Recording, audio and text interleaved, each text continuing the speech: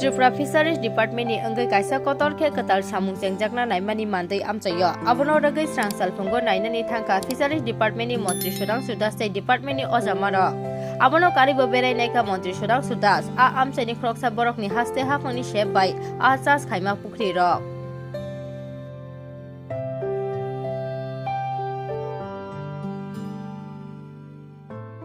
আমরা ফিশারি ডিপার্টমেন্টের সমস্ত আধিকারিক এবং সেক্রেটারি প্রিন্সিপাল সেক্রেটারি ডাইরেক্টর সবাইকে নিয়ে স্থানীয় যারা আধিকারিক আছেন তাদেরকে নিয়ে আমাদের ওল্ড মান্দাই ফিশারি যে অ্যাসেটগুলি রয়েছে এগুলি আমরা ভিজিট করছি।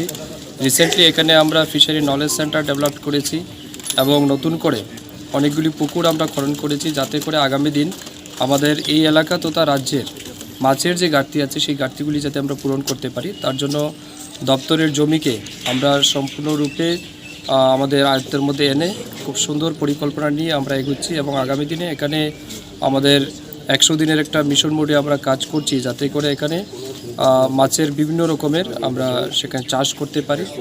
যে মার্কেটে যেগুলি চাহিদা আছে সেই চাহিদা অনুযায়ী মাছ যাতে আমরা সেখানে ফলন করে আগামী দিন সেই ঘাটতিগুলি আমরা পূরণ করতে পারি তার জন্যই আমরা এখানে কাজ করছি। ইমিডিয়েটলি আমাদের কাজ অনেকটাই এগিয়ে গেছে, কিছুদিনের মধ্যে আমাদের ফুল সুইং বা ফুল প্লেজেন্ট আমরা অর্থাৎ ফিশিংয়ের যে সিস্টেমগুলি রয়েছে সেগুলি আমরা চালু করতে পারবো। তো তার জন্য আজকে আমরা এখানে এসেছি সব কাজকর্ম ঠিক চলছে কি না আমাদের দপ্তরের যে অ্যাসেটগুলি রয়েছে সেগুলি ভিজিট করলাম।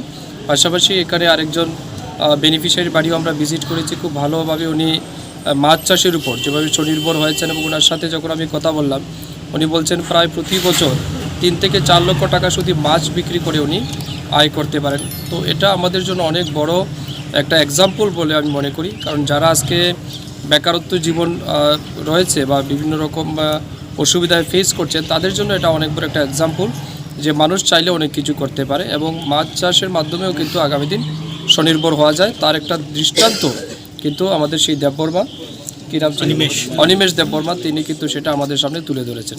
তো আমি আপনার মাধ্যমে রাজ্যের সমস্ত বেকার যুবকদের উদ্দেশ্যেও বলবো যারা বিশেষ করে মনে করুন 10 পাস বা আন্ডার হায়ার সেকেন্ডারি আছেন, আমি আপনাদেরকেও উদ্দেশ্যে বলবো আপনারাও এগিয়ে আসতে পারেন যদি জমি থাকে।